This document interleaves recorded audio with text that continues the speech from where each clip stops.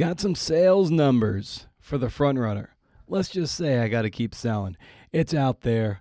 I also have to remember that not everybody listens to every single episode, so there could be newbies with every podcast. So even though I've been saying this shit for 400 million times at last count, it could be the first for someone else. Buy it from your favorite bookstore and leave ratings and reviews wherever they post. Amazon, Goodreads. I'm not a fan of them, but that's where people read most of their reviews. Am I right? If you ever want to pay me for the show and for what I do, buy the book and subscribe to the 2 newsletters. More on those newsletters later. Whatever. This is ugly. Wow. Something pretty. You want to hear an audio excerpt of The Front Runner from chapter 13 titled Rebuilt? Here's a little bit. Read from Roger Wayne, Mr. Wayne. Steve had done something no other runner had done, which gave him a warm feeling. With his singlet untucked and eventually cast off altogether, and barefoot, Steve jogged a victory lap around the stadium. The scoreboard listed the top 5 3-mile results from the schools. MANH for Manhattan College, 5th.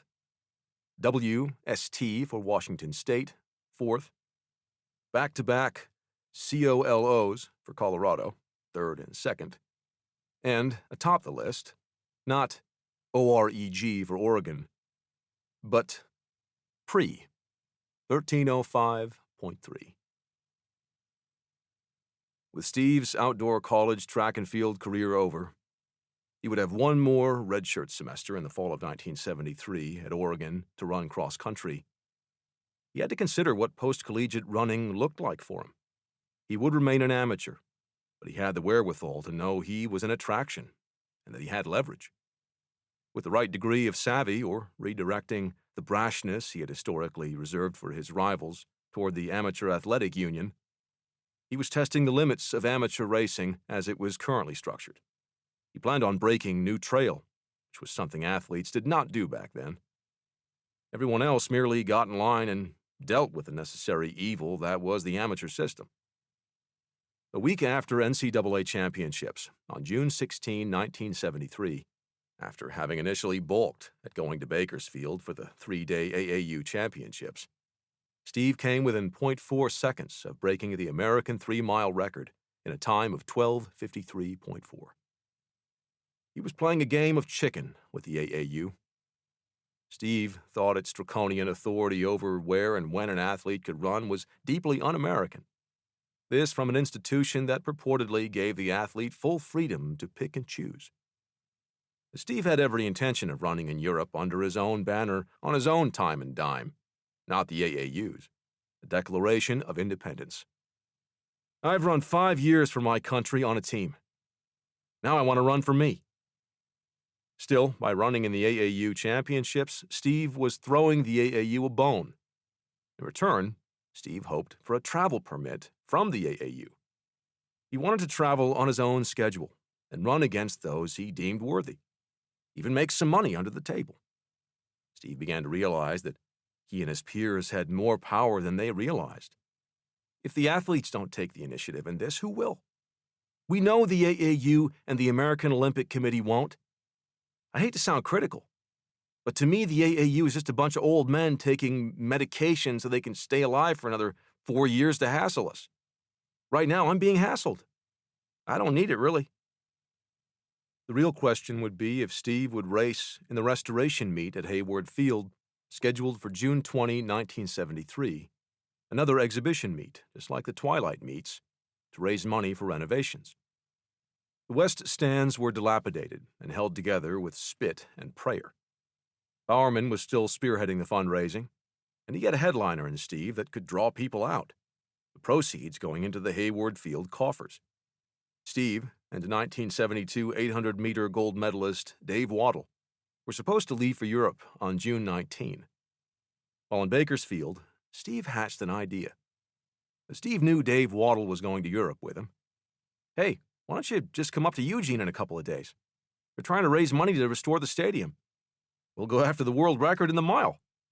I'll bring you through in 2:56 for 3/4. Waddle had an apocalyptic kick. It was how he won his gold medal in Munich. Steve Prefontaine willing to be a rabbit? Why not? Steve knew Waddle was the superior miler, and Steve figured that the pair of them could team up for a special headlining event. Here, Steve was willing to sacrifice himself. He couldn't expect to win, but he knew his star power combined with Waddle's kick might break Jim Ryan's long-standing world record and raise a lot of money for Hayward Field. The pair were stark opposites. Waddle was tall, pale as a sheet, ran with a golf cap. He raced no longer than the mile and saved his energy for the end. He was soft-spoken, even bashful. Steve was shorter and would never cover that glorious mane of hair. He led from the front, mutton chops and dark mustache. Steve was also soft-spoken, but he carried a heavy fist. Waddle was more shy and didn't socialize much. Though Steve appreciated the quieter moments, he was just as comfortable being the center of attention. Waddle never drank. Steve made a sport of it.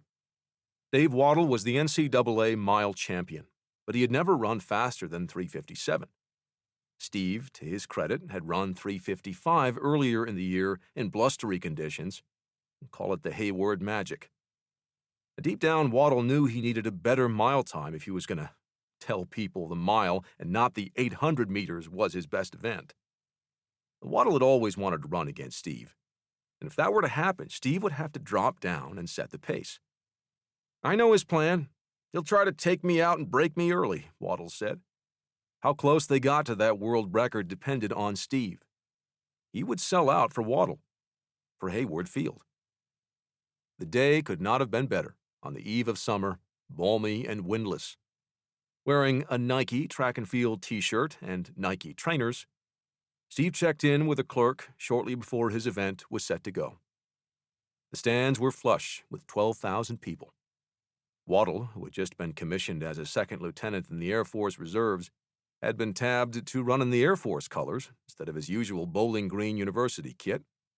While in Eugene, a captain for the Air Force gave Waddle his uniform. Waddle wanted to focus on the race, and he wasn't sure if he was supposed to be saluting or calling him sir or not. Eventually, and unceremoniously, Waddle slipped away to warm up. The plan was simple: stay with Steve. Steve said he was going to pull them through in 2:56. His gift to Waddle. Waddle thought, he's the best rabbit you can have, except he's the type of rabbit who usually wins. Waddle was feeling good. He had slept 10 hours the night before and logged an easy 2-mile morning run. As race time neared, he jogged 2.5 miles as the stands swelled to the brim, hip to hip. Last time Waddle raced at Hayward Field was the Olympic trials a year before. After he tied the world record in winning the 800 meters, he went across the street to McDonald's and treated himself to a Big Mac meal. He wasn't much for ceremony or theatrics, and when he was called to the starting line for the Super Mile, the people screamed, and Waddle began to tingle. Then he heard the screams for Steve. Whoa. The race went off, and just like Steve told Waddle, he paced him through 3/4 of a mile in 2:56, Steve hugging the inside lane, and Waddle coasting to the outside of Steve's right shoulder. Waddle had never gone faster than 3:01 for 3/4. Steve's legs felt heavy, and at this point, he wanted to explode. He had run 4 3-mile races in 13:20 or below in 10 days. The acceleration wasn't there. He had no snap. Waddle was told by his Bowling Green coach that his best races would come off a fast pace, and right there before him on a platter was about as fast as he'd ever experienced. Steve put the world record in Waddle's sights. All Waddle had to do was take it. Steve rushed by the east stands with 220 yards to go. Fans knew the book on Waddle, and right on cue, Waddle surged 10 yards clear of Steve. There would be no catching Waddle, but Steve chased after him not only to keep up with the clock, but to give his people in the rickety west stands reason to cheer. Maybe the roar would push Waddle past the point of reason, past Ryan. By the time Waddle struck the tape, the time was 3:53.3, the third fastest mile ever. Waddle winced at the finish. Steve finished a few yards behind Waddle and gave his people all that remained, what would be his career best mile, 3:54.6. A little girl screamed, "That's okay, Pre, don't worry about it." Years later, Waddle looked back at this race with a rare pang of regret. So much of his mindset was geared toward winning the race, not the clock. Time was secondary. He never wanted to sell out too soon. Instead of going for it and laying it all out on the track and say, hey, if I can run a 55-second last lap, I can get a world record, I was holding back because I was afraid of tightening up down the home stretch. Steve, being the strong runner he was, I thought he could beat me. I regret that, truthfully. I regret that he brought me through such a great race and a great time, and I didn't lay it all out there on the track. That's a weakness I had. Waddle also didn't want to like who he was running against. The better to flog them. He wanted to run angry. And after the race, with the fans still clapping and cheering, Waddle began his victory lap. Steve jogged up beside Waddle and grabbed his arm and raised them together above their heads. Waddle thought, what are you doing running with me? This is my victory lap. How stingy, Waddle remembered. How stingy of me. Steve was endorsing me to the fans at Hayward Field.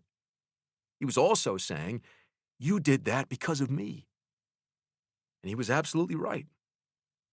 Ernie Cunliffe, who was the coach for the Air Force working with Waddle, found Steve and told him, it was a best of life for 7 other guys in the race, and you made it possible.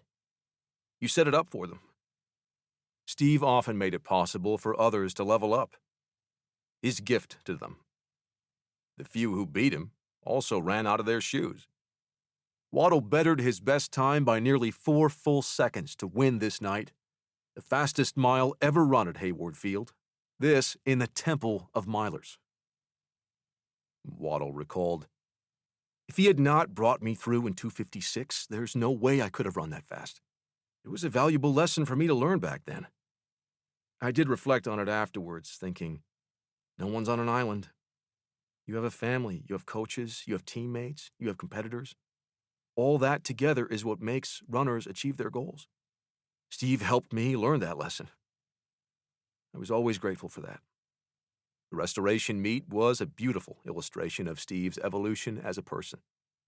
He started to see his rivals as peers, even if it meant falling on his sword to lift others up, all to give back to his community.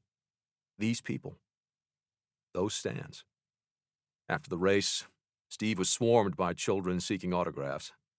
He signed them attentively. One of Steve's older fans brandished a bottle of champagne in a paper bag. The fan offered Steve the bag, and Steve, appreciatively, took a swig.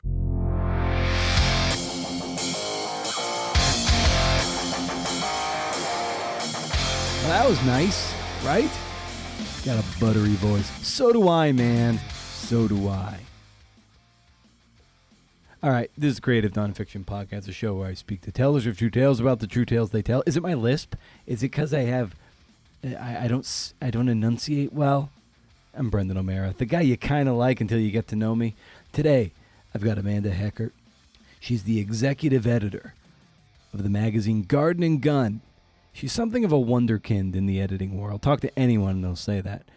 She was the editor-in-chief at Indianapolis Monthly and a senior editor at Atlanta magazine. She's married to Justin Heckert, who is brilliant in his own right as a narrative journalist. So you got a household who's someone who's primarily a writer and then someone who's primarily an editor. That's like peas and carrots, as they say. Do they? I prefer peanut butter and chocolate. Amanda has the steady hand of a seasoned coach. I've often mused that I'm like 10 years behind most people in my career, and I think that's a pretty fair assessment. Amanda's like 20 years ahead of most people. I mean, she'd scoff at that assessment, I'm sure, but it's kind of true. All right, let's compromise. 15 years ahead. Garden and Gun is one of the foremost magazines doing narrative journalism in the country, centering Southern stories dealing with the land. Latreia Graham's written for them. Bronwyn Dickey, I think Susan Orlean recently did too. I mean, come on. To say you've written for Garden and Gun, that's one of those feathers in your cap, and probably one of the first 3 publications you'll mention in your pitch to editors to validate your skills. It'll raise an eyebrow, man, and that's due in large part to Amanda's stewardship. Show notes to this episode and more at brendanamara.com. Hey. There you can find links to hot blogs, tasteful nudes, and forms to sign up for the flagship Rage Against the Algorithm newsletter. And the hottest thing since Grilled Cheese and Tomato, Pitch Club, where I have a journalist audio annotated pitch that earned publication. You read a little, you listen a little, you learn a lot. If you're a working journalist, you'll want to subscribe. If you're a journalism teacher, you'll want your students subscribing. Forever free. Welcome to pitchclub.substack.com. And if you want to support the show and its infrastructure and my ego with dollar bills, go to patreon.com/CNFpod. You get FaceTime with me to talk some things out, depending on your tier. It's not very organized, but it's something. Most people contribute just because it's more like a tip jar. Some people really take me up on the opportunity for me to help them out, answer some questions. I've been to some places, man. I've seen some things. Be sure you're checking out gardenandgun.com to read the esteemed work being done there. You can find Amanda on Instagram at Amanda Heckert. In this pod, we chat about how she tells her writers to let it rip, within reason, how she found empathy for the writer side of the table, and how writers can better understand the POV of the editor side. Writing a great pitch, how a story is a horse and the writer is the rider, and the arc of her career that brought her back to her native South Carolina. Great chat, really rich stuff. Parting shot on being diagnosed with, how do I say this? Dequeravane tenosynovitis. Seriously. But for now, here's Amanda freaking Heckert.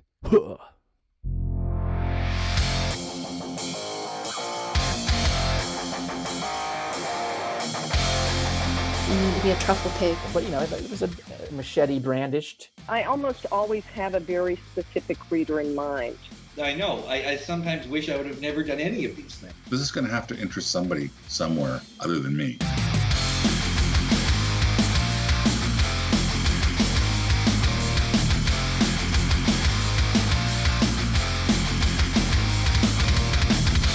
I'm working nonfiction all day, and so I go back and forth in, every night I read. My husband is a big reader too. And so I personally go back and forth between fiction and nonfiction, but I am in the middle of finishing the 3rd in Hilary Mantel's Wolf Hall trilogy. And her writing has just sort of blown my hair back. And it has since the first one, but also just the way, obviously this is historical fiction. She's using true events as the framework to imagine what life would have been like for Thomas Cromwell, who was the right hand of Henry VIII. And it's, she'll spend a whole page just describing, the River Thames and how the light reflects off of it. And the thought process. I mean, I really, I read a lot, but I've just found myself really taking the time to slow down and reread sentences and think to myself, what was even the process that allowed her to put herself in this mind frame to write this sentence? I don't know. It's really been inspiring to me, and just the way that she has built this world. And I was actually just speaking to some of our interns this week, and they asked me that I've been in magazines for a little over 20 years now, and how I developed my skills as an editor. And I mean, one of the big things I told them was just reading, because even reading fiction, I mean, a great nonfiction narrative reads like a short story, and it has those same elements of character development, scene setting, and dialogue, that makes, great short stories so rich. And So anyway, that's long story short. It's Hilary Mantel's The Mirror and the Light in the third in the Wolf Hall series. Oh, that's great. And what really underscores and underpins everything you just said is it's something I sometimes call going to the game tape of something that really inspires you. You're like, you read a passage and you're like, holy shit, hold on, we got to hit rewind. We got to play this again. Rewind, play it again. Yeah. So when you're reading like a writer, reading like an editor, what are some of the things that you're noticing, your eyes noticing that it's like, okay, you can apply it to your writing and you can certainly help coach along the writers that you need to elevate? Well, I did not go to, I graduated with a degree in journalism, but I had an advertising, I was in the advertising track because I didn't know what I wanted to do at that point.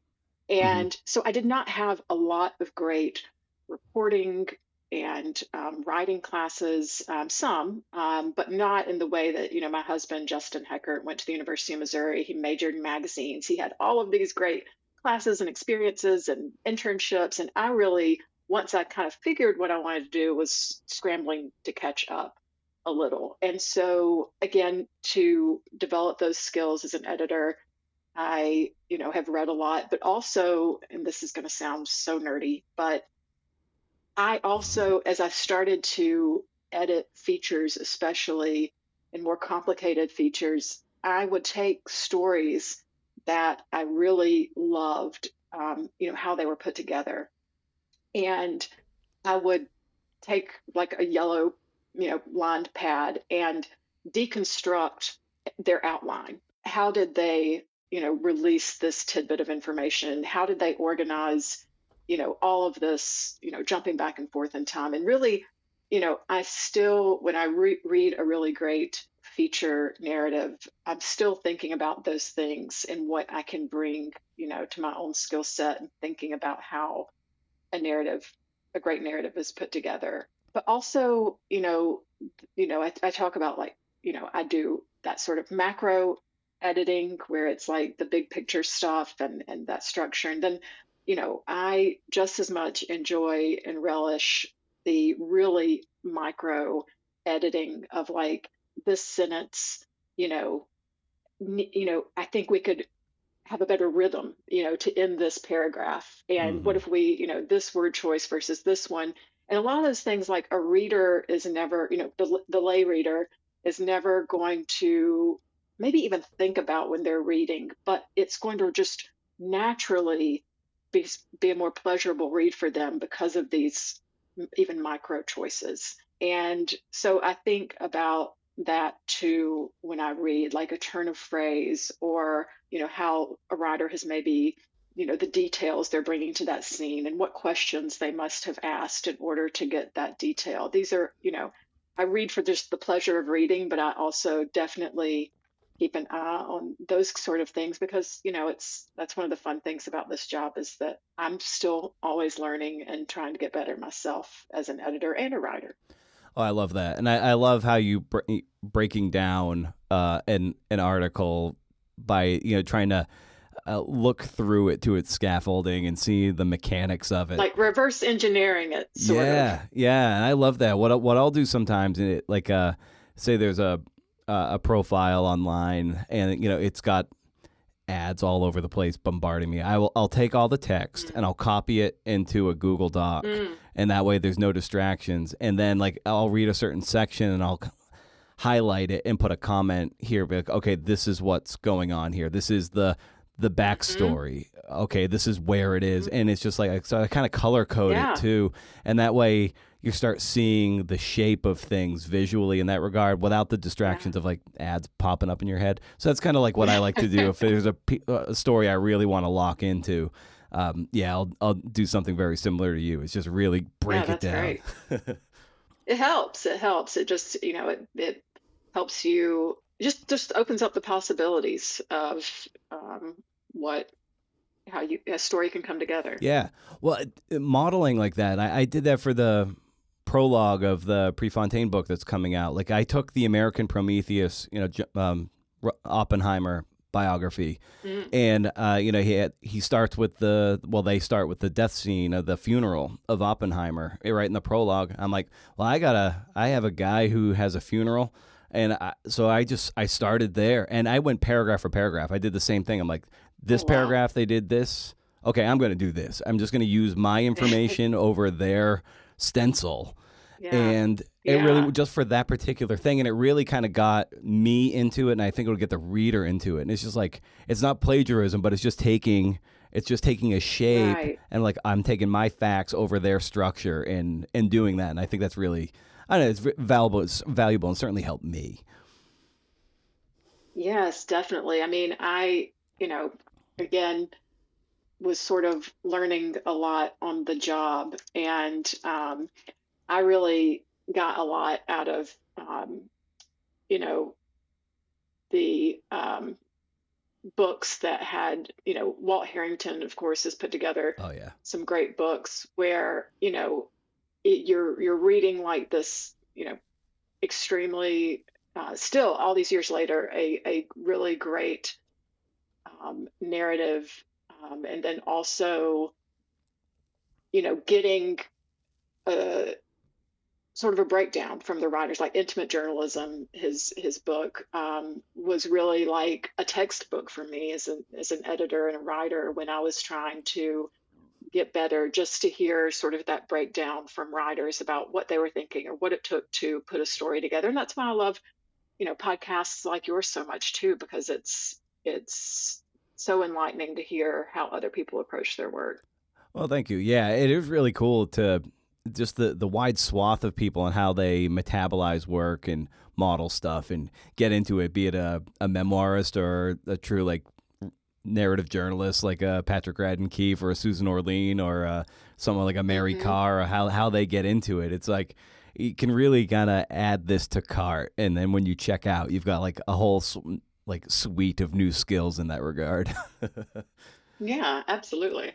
And it strikes to me from the outside, like I look at the arc of your career, and you seem like you've just shot out of a cannon in the way the arc of your editorial career. So well, you started in South Carolina, correct, and then went to Indianapolis.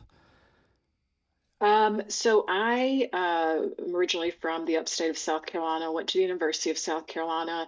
And like I said, I was, sort of graduating and realizing, oh crap, this is not exactly what I want to do. I picked, once they finally made me pick a major, I picked advertising because I loved writing and I loved art. And I thought, okay, maybe this is a good marriage of those things. And it is. And I learned a lot, and I still use those skills, when we're putting together a head and deck for a story and putting together like the opening spread of a story in the magazine. It's like an advertisement for for someone to spend time, like you said, there's so many other things people could be doing these days. So to really hook them, and having that display language, and we spend so much time and think so much about it because we do realize that we kind of have that one chance to grab a reader's attention. And so, I definitely still use some of those skills from my advertising days, but I just sort of, thought once I graduated that that's not going to be maybe as fulfilling for me. And my dad was a broadcast journalist, and I never thought that was for me, but news was always a really big part of our household. We had, multiple newspapers. He still just has a stack of magazines like next to his chair. It always looks like it's going to topple over at any moment. The news was on all the time. And so I saw how excited he was about his work and his job, even 40 years into it. And I didn't know what I wanted to do, but I knew I wanted to love whatever I did as much as he did. And I'd always loved magazines, especially like I was, graduating high school in the late 90s, and, all the great 90s magazines, Sassy, Teen, 17, that spoke to me as a girl. And then as I got older in college, like I still was reading so many magazines. And so I thought, maybe, and it turned out that was true, maybe magazines were really that combination of words and art that I was looking for. But I really didn't see that until I started, again, I didn't have any experience. I was just sort of naively sending out my resume to magazines in the Southeast. And at that point, there weren't even that many. Yeah. And I got a call back from Atlanta Magazine that said they were looking for interns and to send them, my clips. And I said, absolutely, I will. And then I had to Google what are clips because I did not even know what they were. But I did have some from school. And so I sent those in. I ended up getting that internship. And once I was there, I was like, this is exactly what I want to be doing. I was, mainly a fact checker, which was excellent experience for me because it was almost like learning those reporting skills, having to re-report sort of to fact check these big features, and also getting some writing experience, getting some actual clips. But I loved, Atlanta Magazine is still one of the oldest city magazines in the country, and it had an amazing set of editors in chief over the years, and I loved that it was general interest, and it that one day I could be fact checking a story about a murder, and the next day they were sending me to a spa to get a massage for a service package. And I was like, this is so much fun, and it still is all these years later working in magazines, that it is so different every day, and that was certainly what appealed to my dad about his job too. But after my internship at Atlanta Magazine, I did some freelancing for them. I ended up getting, just applying. There were some smaller magazines in Atlanta, and I ended up getting a job at a small magazine called Newcomer, for newcomers to Atlanta. And up until that point, it was just the publisher, and he'd been freelancing out everything else. And this was his first time hiring an editor. And I had very little experience at that point, but the price was right for him. Yeah. And it was actually, I was there for a couple of years, and it was just the experience I needed because it was a crash course in how to put out a magazine. I mean, I was coming up with the story lineups, assigning them out, getting them back in, editing, copy editing, fact checking. I did everything but sell the ads and design the magazine, including, I paid our bills and ran our budgets and actually physically distributed our magazine. So it was, again, not having that great college, background in magazines and publishing. It was a really amazing experience. And I still, am in touch with that publisher, and every once in a while I'll just send him a thank you for taking a chance on me, because it really set me up to be able to do, for the rest of my career. And I had stayed in touch with some editors at Atlanta Magazine, and when a position opened up there, I got hired. I really took that experience as like almost like a teaching hospital. Like I just wanted to suck the marrow out of all the knowledge. There were some really extremely great editors and writers on staff, and I kind of ended up moving to different positions. Eventually became senior editor, editing and writing features and packages. And I told my editor-in-chief at the time, I think one day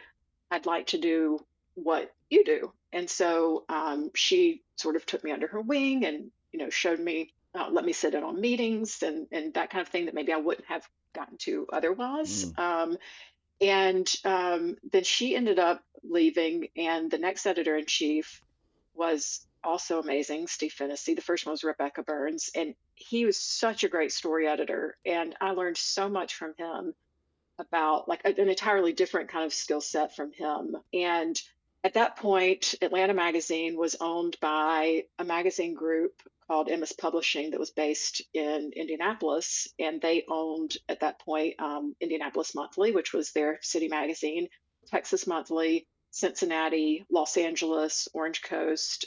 So they had, some of the greatest city magazines, period. And that was a great experience too, because there was a lot of knowledge sharing between the magazines. But when a position opened up for the editor-in-chief job at Indianapolis Monthly, I threw my hat in the ring and ended up getting it. And it was an amazing experience too. I really ended up loving Indianapolis and Indiana, and was there about 4.5 years in that position. And that was, a great experience for many reasons, including a terrific, smart set of editors on staff. And, so that allowed me to grow as an editor of, that big picture editor, but also like story editor, and also grow as a manager, which is also its own art form. And, at a time when,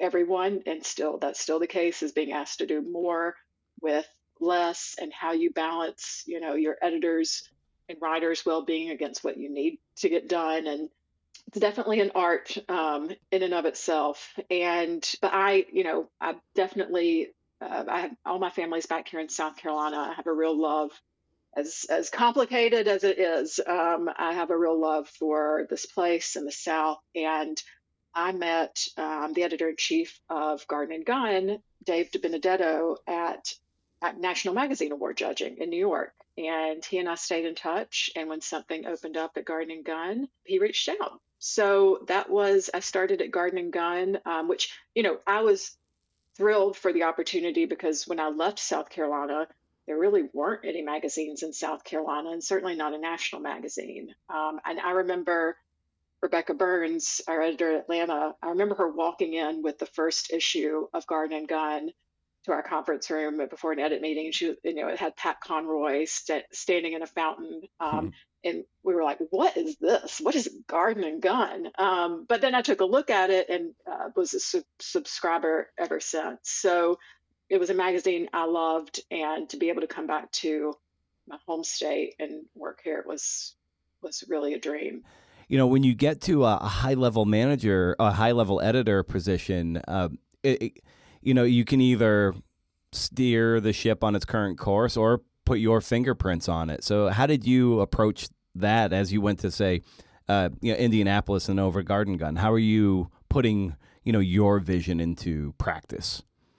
Well, it's definitely a process. When I got the job at Indianapolis Monthly, the first time I'd even stepped foot in Indiana was when I went to apply, to interview for the job. And so I knew two things. One, I had to really, and I did this, for the interview process too, but I had to really do my homework, because you can't, you can't come in and be like, well, why don't we do a, profile of Peyton Manning? You don't want to have, and then have, everyone who was basically like, okay, this outsider is coming in, roll their eyes and say, you don't even know who we are or what we're about. And when you're working at city magazines, each city has its own ethos. And, Atlanta, I lived there for almost 8 years and loved Atlanta, but it was a completely different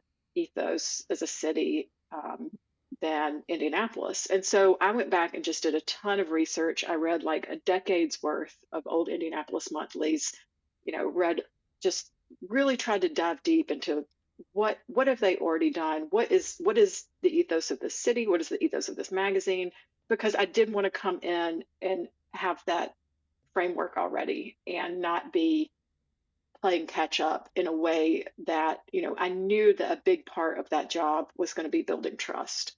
Not only because I was an outsider, but at that point I was also younger than most of the staff.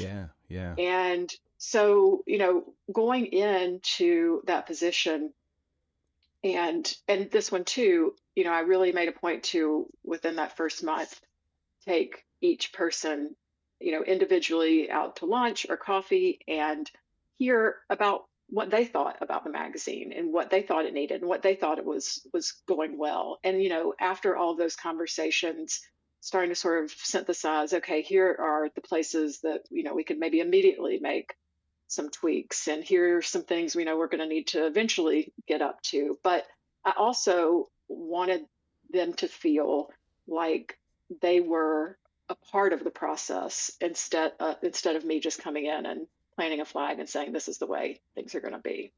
I've always been really inspired as a reader by the breaking of story formats. I love New York Magazine. They've, just always done just really smart things as far as like breaking apart a story and making you think about it in a different way, just from the structure or from, from the graphic, how they just decide to tell that story graphically. So, that was something that, I've wanted to push us for in Indianapolis Monthly. And we did some, really fun stuff. And so, coming to Garden and Gun, we have such, more so than any place I've ever worked, like such a loyal, engaged readership who, like, so it's that balance. I wanted to, take the time to learn, I guess ultimately is my answer, before making changes just for the sake of making changes. And so anywhere I've gone, there's definitely been that taking the time to really get to know not just the magazine and the readership, but also how things work and, how maybe they could be improved. And, that's, our editor-in-chief, Dave DiBenedetto, like we are a smaller magazine in the grand scale of magazines, but that also means that there's less barrier to entry and like you're able to try things, and it's, a really fun environment in that way. Yeah, I know over the last several years, it seems like one of the few places where a journalist or a freelancer can go to write, a big long feature that lets you immerse yourself in it. So just what has it been like to cultivate that kind of an ethos where, writers like Latria Graham or Bronwyn Dickey and fill in the blank, they can be like, oh yeah, I've got a long feature that could really use some runway, and I can take it to Garden and Gun. Well, Garden and Gun, from the start has always, it's been a writer's magazine. It's, some of the top writers in the South and beyond have contributed, and that's been a really fun thing for me as an editor, is to get to work with a lot of these people that I've admired for before I was even at Garden and Gun. Voice is valued, and that sort of literary journalism is valued even if it's just 100-word blurb. And so that being in a place that values that so much is really rewarding. And then getting to not just work with these writers, but really be a part of their, giving them a platform and a place where they can share their perspective. Latria, for example, her This Land column is one of my favorite things in the magazine, and she has such a unique perspective, and we, share a lot of ground. She's from Spartanburg County in South Carolina, where I'm from, and then, but she's had a completely different experience than I have. But just her love of the outdoors and her relationship to the land and agriculture. The people are, who are not familiar with the magazine, still, raise an eyebrow, understandably, at Garden and Gun, the name. And, when our CEO and our ownership team, when they first developed that name, it was really to imbue that sort of idea of a relationship to the land. Obviously, it's a name that, because of things that have happened over the years, it's hard, to have the word gun in the name. But it's not, we're not a magazine about guns. Yeah. We're not a magazine about gardens. In fact, sometimes we get letters that are like, there's no guns or gardens in this issue. We're a magazine about the South and the modern South, and telling those stories, and it's not just a love of the land, but it is, in many ways, a complicated relationship with the land, whether that's, the history of this place and, like a lot of, Latria's story, and certainly her book that's coming out, is about her relationship to the land, a complicated relationship with, losing her family's farm and that sort of thing.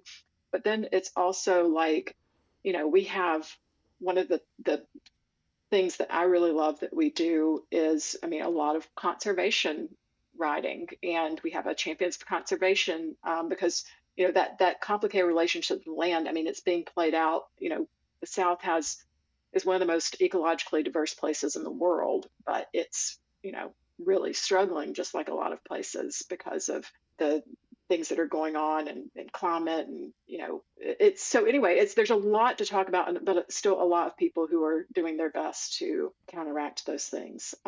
Getting to work with these writers and giving them a platform to just do their thing, it's like it's exciting to work at a place that does value voice. And we talk a lot about obviously we get pitched stories, but then when we have an idea and we want to match a writer to it, we talk a lot about who's going to bring kind of that interest level and voice and that we're looking for this story. So it definitely can go both ways. When you talk about a writer or giving them the leash to do their own thing, that is a skill unto itself, to not over edit or over put an editor putting their thumb on the scale too much. There is some of that, of course, but just for you, how have you learned to cultivate that skill of bringing the best out of a piece while also not infringing on a writer's voice or point of view? I really learned a lot from the editor emeritus at Atlanta Magazine. His name is Lee Walburn. And, when I got the editorship at Indianapolis Monthly, he sent me so much great advice. And one of the things he said, he was like, he turned it into a metaphor. He was like, the story is the horse, and the writer is the rider of the horse. And you as the editor need to help guide them along. And if the rider, starts to fall off, you put them back on, and it's your job to lead them safely into the barn. At no point should you shove the rider off the horse, get on yourself and ride it into the distance. So, keeping that in mind, but so much of it is about building trust. And, when you're working with a new writer, that's always having that trust relationship between writer and editor, where, one of the things Lee always told me was, the most powerful thing an editor can do is to be able to explain why, to be able to say why. And so I really try to take the time, either in conversations or, as I'm actually like doing the work in the document, to put comments on things and explain why. So it's not just moving a paragraph and not explaining, or even a word choice. I'll make a comment and say, I'm really thinking, is this as precise as it could be? So at least as from the writer's side, I'm not just doing things arbitrarily, but they also are getting a window into why I'm making the suggestion. And they may then be able to come back and say, well, actually, this is going to be better because of X. And just, having that understanding. And I always say that too when I'm giving back edits, is like, these are suggestions. And if you see something that you feel strongly about, I want you to speak up, because ultimately you're the one that's done the reporting and the writing. And so let's have this be a conversation. I'm not a dictator. And so I think that's a part of building that trust. And, then over time, with a writer, you can have that shorthand that develops, after you've established that trust. You're talking about something that I think is really, really astute about building that trust. And if a new writer, or specifically, especially in this kind of climate, a freelancer is coming and wants to, pitch a story, and say they pitch is accepted, and like, okay, cool. How can they best establish a really good rapport with an editor so it can be hopefully a lasting relationship? I mean, I think it's about communication. I mean, as an editor, I'm also a big fan of what I call pre-editing. So, every time I assign something, even if it's a short front of book piece, I do a story memo where, there's a section called story notes, and it's me just, kind of saying, here's some things I'm interested in. What are you interested in? And here's some things I'd like to know. And so from that point, whether it's again like phone conversations or it's happening over email, it can be I'm setting some expectations, and we can, start to talk, or a narrative piece like structure, what an opening scene might be. And so you're doing a lot of that before sometimes even they start typing, in the document for the draft. And I'm also a big fan of let it rip. I mean, I'd much rather a writer when they turn something, and I'm not talking about like I've assigned it at 2,000 words and you're turning it at 5,000 words. I mean, there is then the level of respect there where it's like, okay, I've got to cut 3,000 words. But I think it's much easier for a writer to just let it rip, and I'd rather them get it all out there, and then we can dial back if we need to. But I don't like writers to feel like hemmed in too much of get in their head too much. I mean, I live with a writer, and so I see that on both ends. I would say also this is hard too, but patience on both ends. I mean, so my husband Justin Heckert is a writer, and he cares so much. He's an amazing writer, and he cares so much. Like if he's going to pitch something, he'll work so hard on the pitch, and he'll send it, like I'm just making this scenario up, but like let's say he sends it in, he's like, well, I haven't heard anything yet, and I'm like, on the other side of it, I'm like, my inbox is an absolute chaos machine. Like I've gotten 100 emails today, and so being able to see both sides of it, I think for both of us really helps, because I can remind him, this is the one thing that you worked on today and turned in, and then on the other side of it, this may be the 100th thing that has come at this editor today. Yeah. And so but then also it's good for me to be reminded of that too. And so it's hard to especially at a small staff to respond to every single pitch, and sometimes it takes a while, and I'm but it's good for me to be reminded about that on the other end too, that they're trying to not only wield their craft but run a business too as a freelancer, and so to be respectful of that as well in like response times and things like that. But again, going back to your original question, just communication, like having those conversations up front, in it not being this like you make the assignment and it's a mystery box, and then it just arrives in your inbox one day, which, I mean, hey, sometimes that works. But when you're again building that relationship with maybe a new writer, a new editor, I think it does help to stay in good communication about what you're doing and how things are going. And that whole aspect of sending in the pitch, and it is the one thing that the writer is working on, and you're waiting something like weeks or sometimes months to hear back, and you're like, it's the only thing. I know it's frustrating. Yeah, and you're like, it's either it's a shitty pitch. It was so bad I can't get a response. They hate me.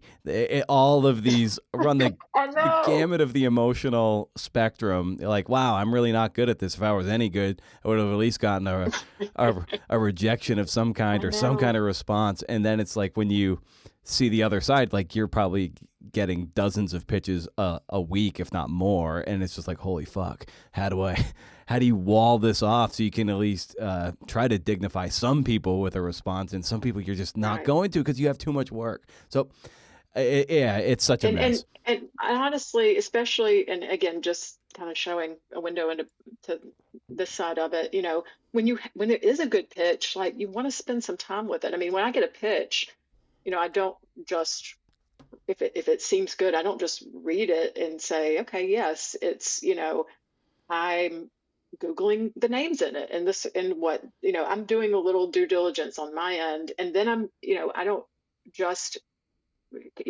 give things the green light without, presenting them to, our editor in chief, or maybe some of the other editors who maybe it falls more in their, sections than it does mine. And so we're having those conversations and, anyway, just to say that, I also, it's, being in my position, at least, I can't always just give that automatic yes. Yeah. And I want to spend a little time with the pitch, especially when it's good. Given how the volume that you receive, how do you have a like a practice or a block on your calendar where you're like, all right, I'm just going to work on pitches today, or do you have like a routine around that? I wish I had a better routine, but what tends to happen is that sort of like even like this week and next week are when I can start like really diving into the pitches that have come into my inbox. And I say that because, as a bi-monthly, we're on a cycle where every 2 months we have 2.5 weeks where we're in production. And so leading up to like the month before those 2.5 weeks are getting stories in for that issue and editing and going through the whole process. And then the actual, sometimes late nights of production.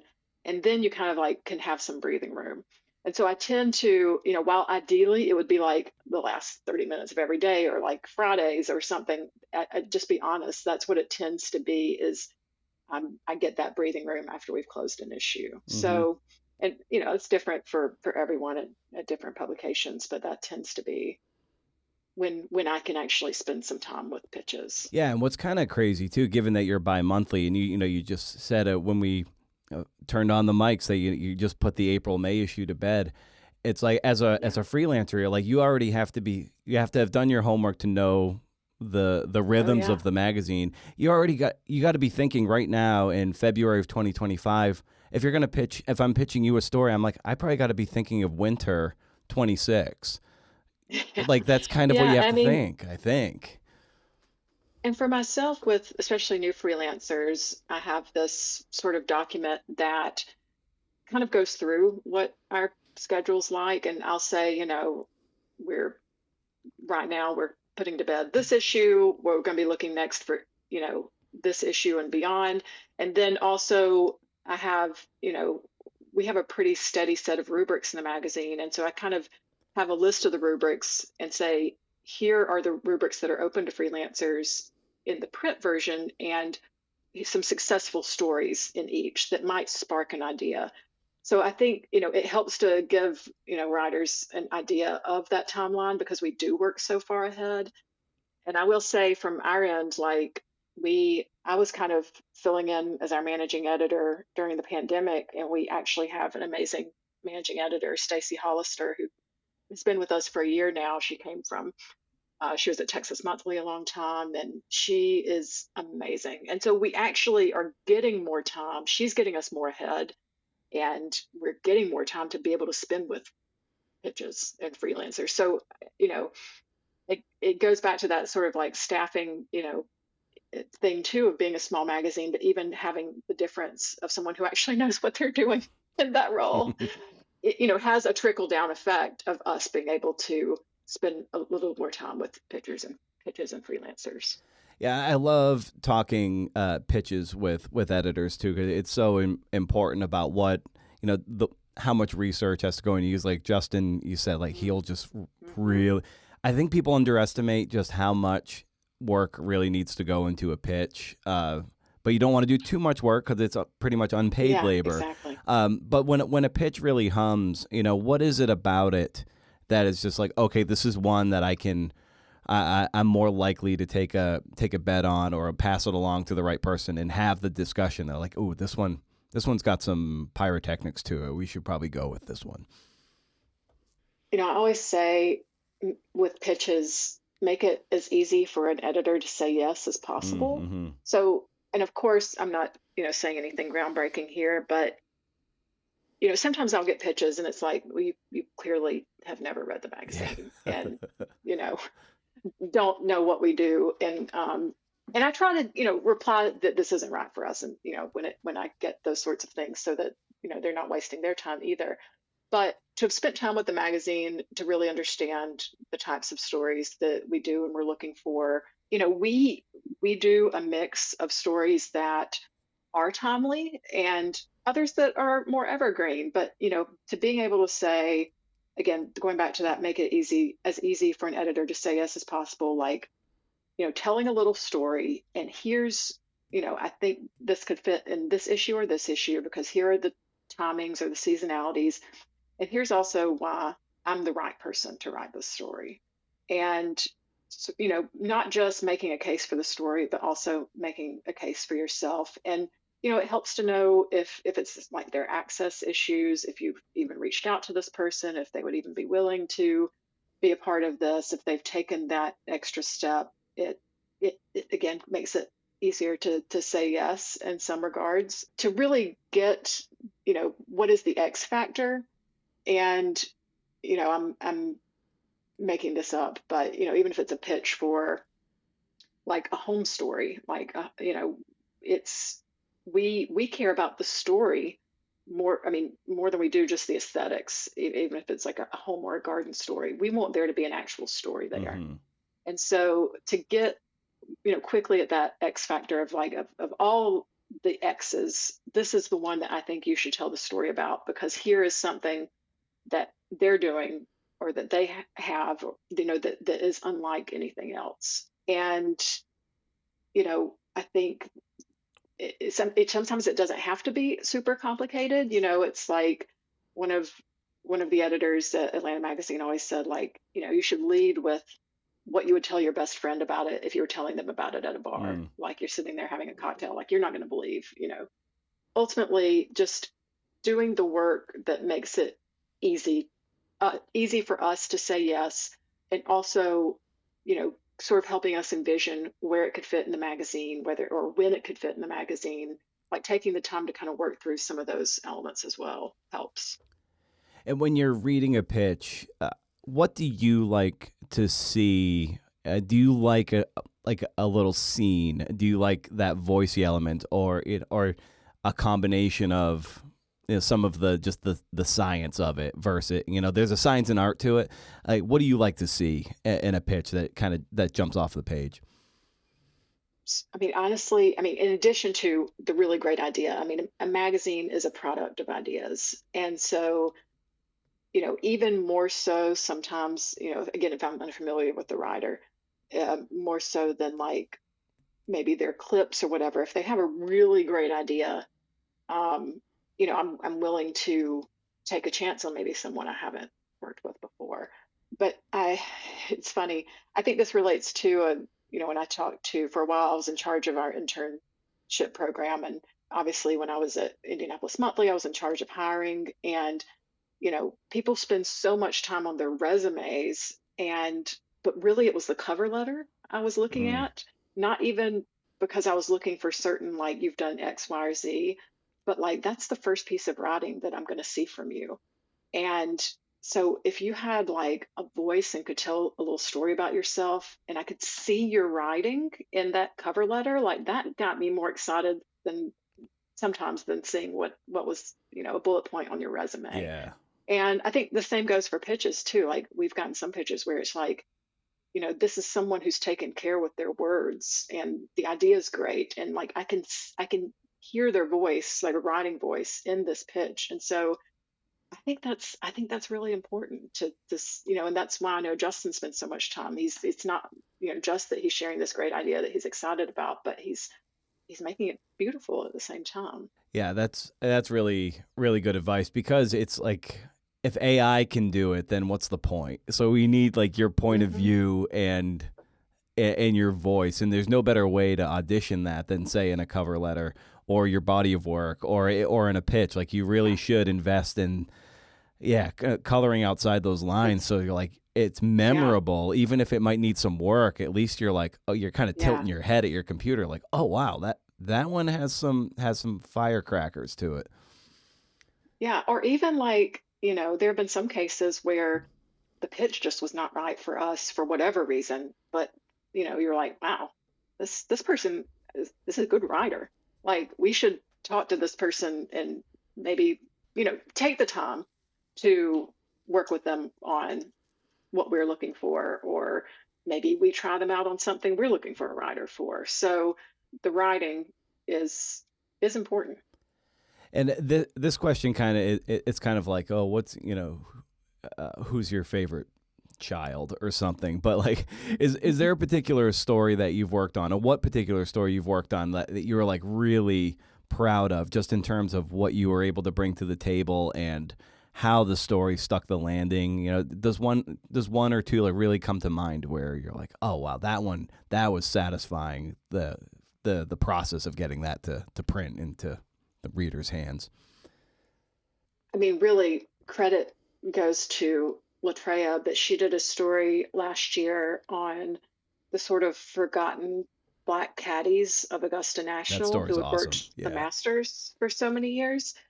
Just being a part of that process with her about, her reaching out and getting these people on board. And in some cases, they didn't want to be on board. And, and then from our end, sort of helping oil that a little bit. And we're just working with her on that story because there were so many elements of like present day, these gentlemen, a lot of them were, getting older and in some cases had died, and capturing their stories before it was too late. But also working with her and, really bringing all of these layers to the story as far as the history of Augusta National. Also, like the land element was so important to this, so there were just so many layers, and working with her to really shape that story so that each of those layers just fell just right was really rewarding. Yeah, with writers, like, our ego is tied to certain things. I imagine editors' egos are tied to certain things. And where do you find the greatest satisfaction in when something comes out, or like your role in the process? I mean, that is a good question, because I don't know if this is going to sound like I really mean this. I'm just excited for the writer. Like, I'm excited that I got to be a part of it, but like when something comes out and it's well received, like I'm just excited for the writer. And I mean, that's my job, is to help them succeed. And if they succeed, it means the magazine's succeeding too. But I'm obviously it's my job. I work at the magazine. I want to see it flourish, but when they flourish, we flourish. And so it's fun. It's fun to, help shape not just a story, but the magazine as well. Because I still am a big believer in, in print too. It's harder to be in print these days. I mean, the production costs are skyrocketing all the time. I mean, it's crazy. But, we still are so far able to have a beautiful print product that you can sit down with and it be that experience. And on the nitty gritty end of that experience, we're sitting here still trimming a story to fit in a text box, versus, but I will say that it's, I think, a good thing, and it helps us really be conscientious of all of those word choices. And I'm rambling again, but it's, I really enjoy helping shape and being a part of that and working with writers. I mean, I love to read. People are like, what are your hobbies? I'm like, oh, I read. I mean, I don't skydive.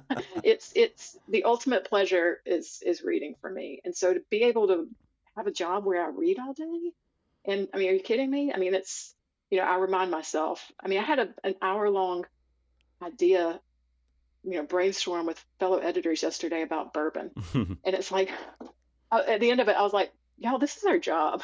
There is a lot going on in the world today. And it's, certainly as a magazine about the South and a lifestyle magazine, what is our place in all of this, and what is our part? And I remember that I was having a conversation with my mom when I was figuring out what to do with my life. And I was like, it's doctors and lawyers, they're like actually saving lives. And I was talking to her about like, wanting to go in writing and the arts. And she was like, but Amanda, that stuff makes life worth living. Oh, wow. And so that's what I always keep in mind is like, whatever's going on in the world that perhaps we can add or a moment of joy and enjoyment, no matter kind of what's going on. So, yeah. Oh, wow. That's wonderful. Yeah. Very nice. Well, Amanda, I want to be mindful of your time. And it's just so great to talk to you and get a sense of the arc of your career to date and just how you operate as a editor of such a incredible magazine. So it's just as I bring these conversations down for a landing, I always love asking guests for a recommendation of some kind, just something you're excited about. And I just extend that to you, Amanda, as we bring our conversation to a close.